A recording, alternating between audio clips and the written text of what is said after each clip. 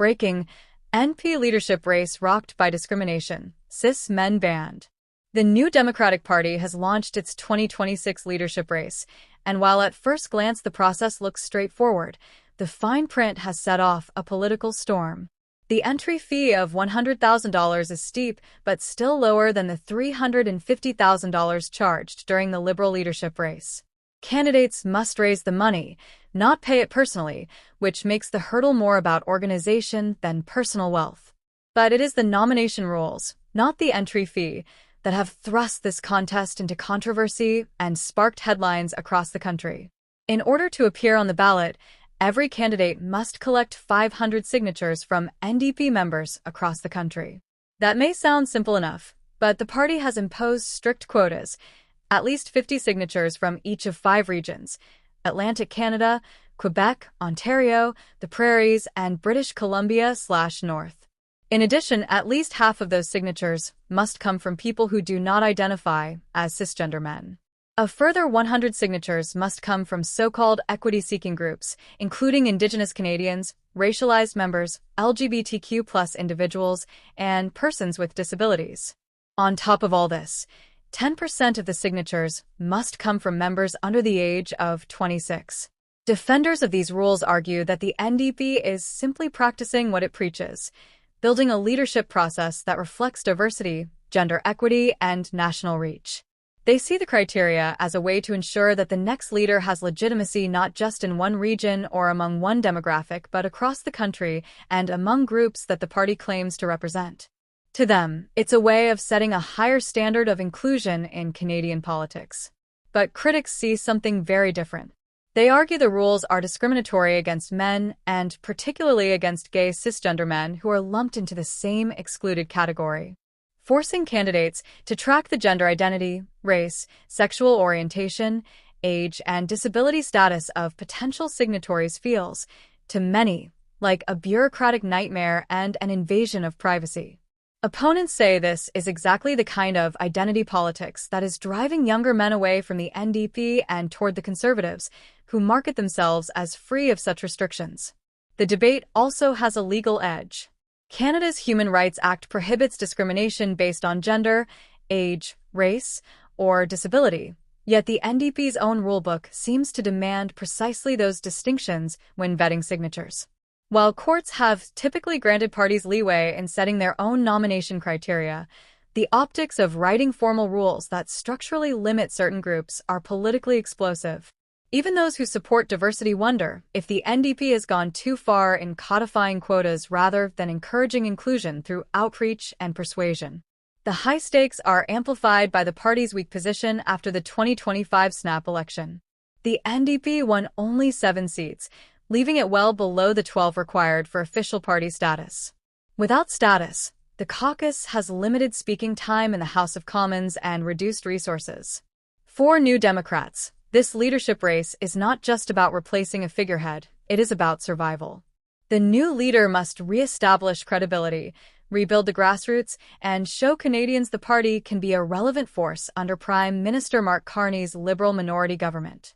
Interim leader Don Davies has been steering the ship since Jagmeet Singh's resignation, with Alexander Bolaris as his deputy. Both men are respected within the party, but they are not seen as long-term solutions.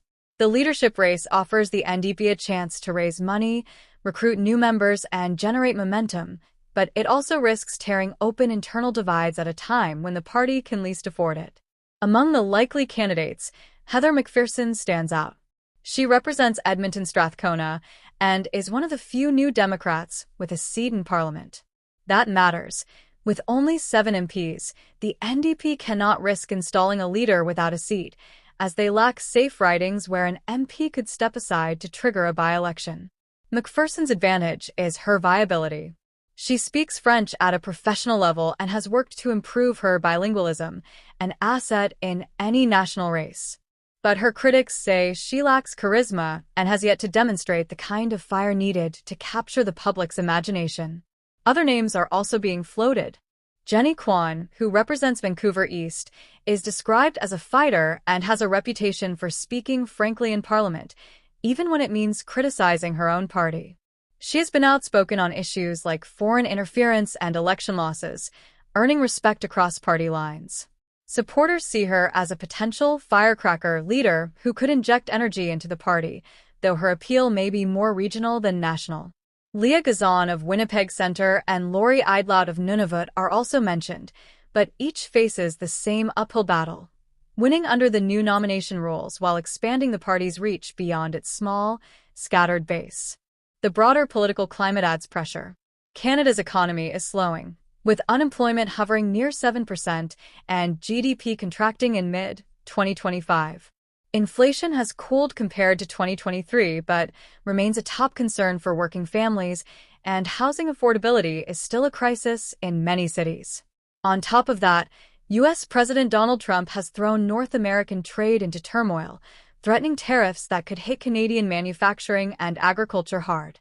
For voters, the next NDP leader must speak credibly to these bread-and-butter issues, not just to questions of representation.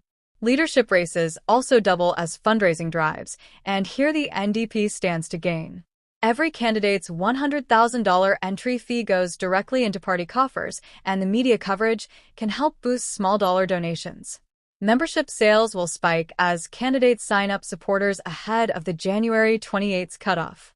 Even if the party does not win back status immediately, the process can leave it better funded and more organized heading into what many expect could be a fall 2026 election if Carney's budget collapses in the spring. The real question is whether the new rules will help or hinder. Supporters call them a bold step toward inclusive leadership. Detractors say they are social engineering that risks alienating voters who care more about affordability, jobs, and safety. The NDP is betting that its base wants to see these values written into its leadership race, but the gamble is significant. If no strong candidate emerges, the rules themselves could become the dominant story of the campaign.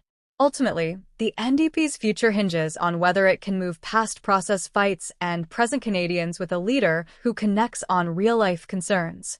Heather McPherson may be the safe choice because she has a seat. Jenny Kwan may be the bold choice because she has energy.